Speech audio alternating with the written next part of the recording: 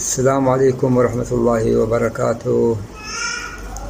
تحياتي وتمنياتي بمناسبة العيد الأضحى المبارك لكل جنايتنا بالعراق كافة بدون استثناء. أسأل الله سبحانه وتعالى أن يحفظ الجميع. حياكم الله وكل عام وأنتم بألف ألف خير.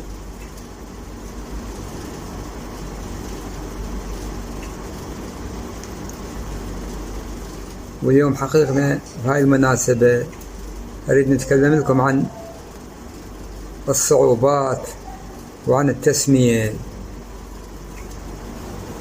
حقيقة بعض الناس تسمي البلابيل، يعني على قولة يقول نسميها سائر البلابيل، يعني اسم ما يعني هو الاسم قوي لكنه الأدبي مو قوي باللغات ولا بالصعوبات، فهذا الاسم ما ينطبق عليه.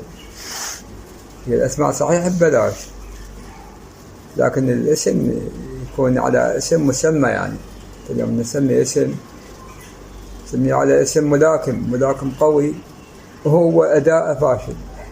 شلون هذا يصير؟ اليوم التسمية تكون على الأداء، أداء قوي يستحق التسمية. أداء مو قوي، أداء ضعيف وتريد يعني شهرة، ما في شهرة بالجسم.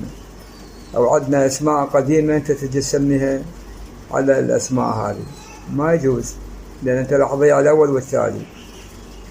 يعني مثلا بلبول هذا مشتهر وقوي، وهذا مثلا مثل لك سمر، بلبول من البلابيل الإمكانية. مثلا نسيم، عندك مثلا الدعلج، عندك بشير، عندك الصقر، زين، عندك جوهرة البصرة.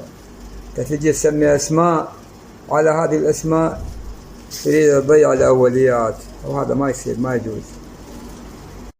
والله موضوعنا على التسميات اللي جاي يصير، يعني جاي أشوف التسميات، يعني جاي تسمى بلابيل يعني تسميات يعني صعبة. نشوف الاسم تقول يابا هذا والله بلبول، هذا الاسم ماله راح يسوي لكن تجي للمستوى ماله يعني دون الصفر، كلش إذا صفر ما أخذ إذا صفر هم. شنو الوضعية هذه؟ يعني هي بالأسماء، يعني تسميته أنه هذا يشتهر. اليوم بلبول يركب لغات، بلبول بيطوال، بلبول حتى مو شرط طويلة، بلبول أصعب شيء التركيب لغات، أو بيه لبكة، بيه مثلث مربع، واحدة من ذني بيه، يعني ما أقول لك كلها موجودات بيه، ما يخالف حتى لو بس شيء يعني سر الجناية.